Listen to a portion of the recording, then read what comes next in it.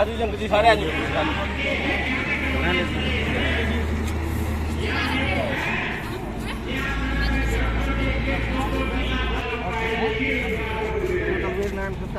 नमस्कार दोस्तों, NG news Haryana में आपका स्वागत है। स्पेशल हरियाणा में दोस्तों आज मजदूर दिवस है और नरवाना का जो बद्दोवाला टोल प्लाजा है यहाँ पर मजदूर दिवस है जो बड़ी धूमधाम से मनाया जा रहा है। और यहाँ पर योगदान देने के लिए अंकुश परोस जी पहुंचे हैं। जिस प्रकार से हमेशा ही इनका योगदान रहा है इस आंदोलन में, पहले भी बहुत सेवा दे चुके हैं, आज भी पहुंचे योगदान देने के लिए। हम इनसे बात करेंगे क्या कुछ कहना है आज के बारे में। सर नमस्कार है, स्वागत है। और जिस प्रकार से आज मजदूर दिवस मनाया जाया है, क्या कुछ कहना चाहोगे सर? सबसे पहले तो मैं आप सभी को आज मजदूर दिवस की हार्दिक शुभकामनाएं देना चाहूँगा। जैसा कि यहाँ पे सब बैठे हैं जो कि केंद्र सरकार के कृषि कानूनों को लेके जो हैं और सरकार से दरख्वास्त लगा रहे हैं कि उन काले कानूनों को हटा दिया जाए।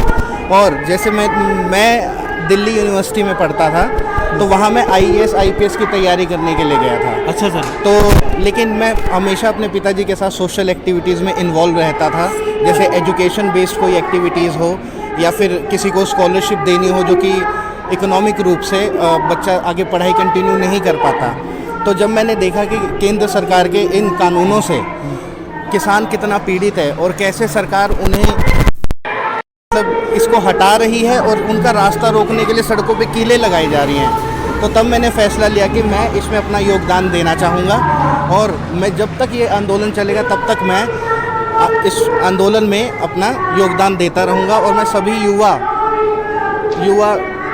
युवाओं से भी निवेदन करूँगा कि वो आएँ और इस आंदोलन के साथ जुड़ें ताकि हम इन काले कानूनों को हटा सकें, क्योंकि ये एक फसल और नस्ल की लड़ाई है जिसमें हमारा किसान बहुत आगे बढ़कर पार्टिसिपेट कर रहा है। तो ये हमारी भी जिम्मेदारी बनती है, क्योंकि अगर हम देखा जाए तो सुबह से लेकर शाम तक हर चीज़ खेती से थ्रू ही आती है, चाहे सुबह की चाय से लेकर रात के खाने तक हो। तो हम किसानों को उनका हक हमें देना चाहिए। और जैसे कि सरकार ने इनको ये 3 काले कानून दिए तो इन्हें पता है आने वाले टाइम में क्योंकि जो कंपनीज होती हैं वो सिर्फ प्रॉफिट देखती हैं। अंकुश जी, हमने कुछ पता चला आपके बारे में, जिस प्रकार से आपने हायर एजुकेशन की जो डिग्री आप कर रहे हो, लेकिन इससे हटकर आप जो किसानों की डिग्री करने जा रहे हो आप। सर मैं अभी PhD में एडमिशन लूँगा तो मैं अपना विषय किसान और किसानी से संबंधित मुद्दों पर ही लूँगा ताकि मैं इसका और अध्ययन कर सकूं और जो भी मैं पढ़ाई करूं उसका फल मैं किसानों को ही दे सकूं। सर जिस प्रकार से आपने पता है भी ये 3 काले कानून है, क्या लगता है इनमें कितनी पॉजिटिविटी है कितनी नेगेटिविटी है?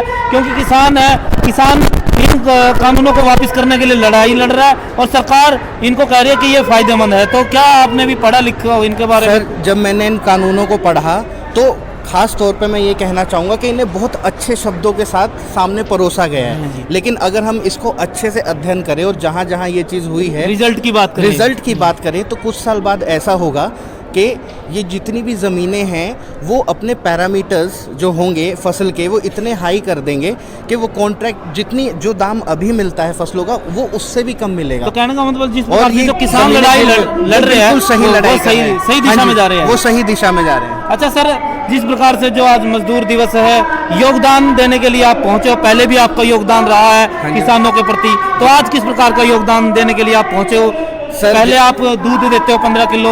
नहीं सर, जैसे आप देखेंगे मैं हर महीने 15,000 रुपये की राशि इस टोल पे अपना मतलब योगदान देता हूँ। अच्छा। जैसे हम सभी जानते हैं कि गर्मी के मौसम में दूध की बहुत कमी होती है, अगर हम देखा जाए ठंड या फिर बारिशों के मौसम से, तो यहाँ पे सब किसान बैठते हैं, बातचीत करते हैं और आंदोलन कर रहे हैं, तो उनको दूध की व्यवस्था कराते हैं हर रोज़ 10 किलो 1 मई से 31 मई तक। और साथ में भजन मंडली, और इससे पहले हमारा योगदान उनमें भी रहता था जो वीर को श्रद्धांजलि दे उनके परिवारों के लिए एक फंड बनाया जिसमें हम अपना योगदान देते। तो आज कैसा फील कर रहे हो? आपको सम्मानित किया गया है टोल प्लाजा, जो किसान है सभी ने मिलकर आपको सम्मानित किया। मेरी बहुत खुशकिस्मती है कि सबने मुझे इस सम्मान के काबिल समझा और मैं इसी तरह तन मन धन से अब किसानों की और जनता की सेवा में लगा रहूँगा, क्योंकि मैं अपना जीवन सोसाइटी और सोशल इश्यूज के लिए देना चाहता हूँ। और क्या कुछ कहना चाहोगे आज सर जिस प्रकार से आप पहुंचे थे ओ लेवल, क्या कहना चाहोगे?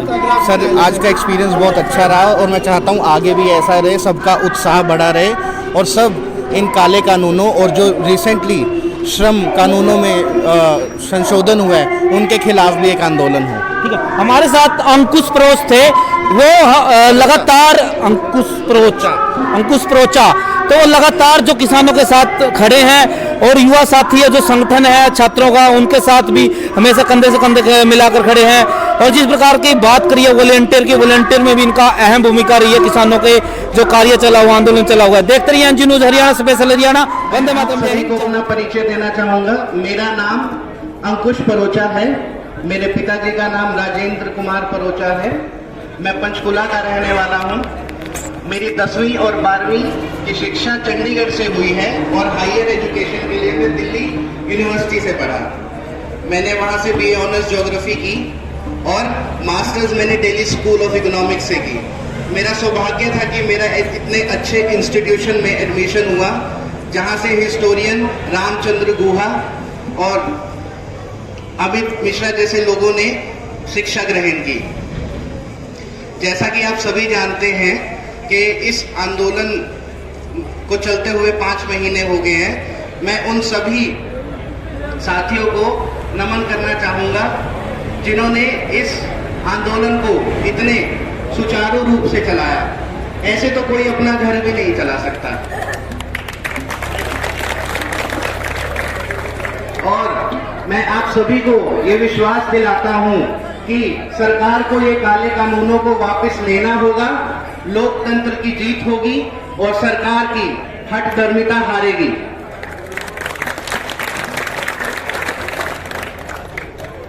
सभी किसानों को देखकर मुझे कुछ पंक्तियां याद आती हैं, जैसे सिपे सलार के हाथ का खंजर कांप जाता है, गुजरते हैं राह से तो शत्रु भाप जाता है।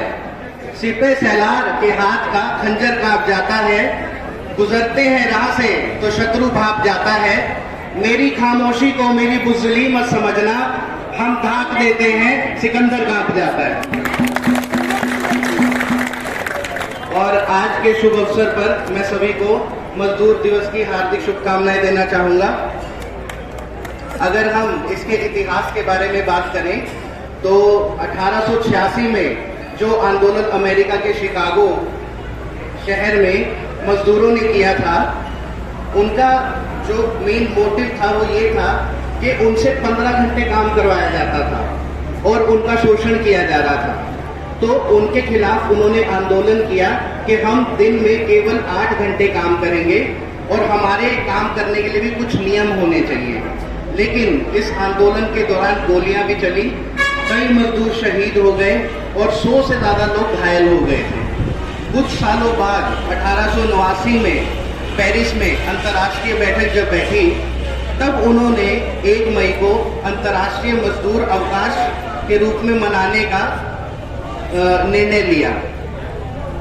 तो जैसे ये किसान आंदोलन सरकार के, केंद्र सरकार के काले कानूनों के खिलाफ है, उसी तरह मजदूरों को भी जो अभी कुछ महीने पहले जो कि श्रम कानूनों में संशोधन हुआ था, उन्हें भी एक मुहिम चलानी चाहिए कि जो संशोधन हुआ है वो उनके हित में नहीं है। जैसा कि देखा जाए उसमें उसको जब मैंने पढ़ा तो मुझे कुछ चीज़ों के बारे में पता लगा, जैसे कि पहले अगर कोई कंपनी में 100 वर्कर काम करते हैं तो उनके लिए कोई नियम होने चाहिए कि वो कितनी तनख्वाह देंगे, किस समय देंगे और वर्किंग आवर्स वगैरह सब डिसाइड करते थे। लेकिन अब वो लिमिट बढ़ा के 300 कर दी गई है। तो कोई भी कंपनी में अगर 300 से कम लोग हैं तो वहाँ कोई नियम नहीं होंगे। तो एक तरह से जो ये उद्योगपति हैं वो मजदूरों का शोषण कर सकते हैं। और साथ ही में पहले जैसे जितने भी महिला मजदूर हैं वो काम करते थे तो उनके लिए दिन के टाइमिंग्स अलॉट होते थे। लेकिन अब नए कानून के अकॉर्डिंग अब वो रात में भी काम करेंगे, लेकिन उनकी सुरक्षा की जिम्मेदारी उन पे छोड़ दी है उद्योगपतियों पे, जो कि पहले दिन में काम करने में भी जब उनकी सुरक्षा का विषय रहता है तो रात के समय वो कैसे कर सकते हैं, तो उन्हें पास कर देना। प्लस अगर किसी और वो चाहें तो कभी भी किसी मजदूर को हटा सकते हैं बिना कुछ पहले बताए, और जो स्ट्राइक का, फ्रीडम ऑफ स्पीच का जो प्रावधान था मजदूरों के लिए, वो अगले 3 साल के लिए हटा दिया गया है। और ऊपर से अब उन्हें दिन के 12 घंटे काम करना पड़ेगा और 6 घंटे के बाद एक ब्रेक मिलेगी। तो जैसे किसानों ने केंद्र सरकार के काले कानूनों के प्रति ये आंदोलन चलाया, हमारे मजदूर भाइयों को भी इस एक मुहिम चलानी चाहिए, ताकि ये जो संशोधन हुआ है वो उसमें सरकार से दरखास्त करके इनको हटवा सके, क्योंकि ये जो संशोधन हुआ है ये उद्योगपतियों के हित में होता है।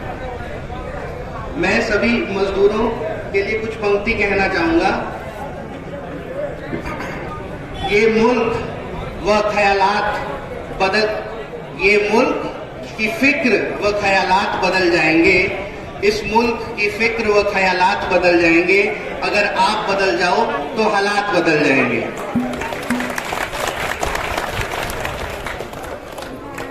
जैसा कि आप सब जानते हैं, पिछले महीने मैंने अपनी एमफिल खत्म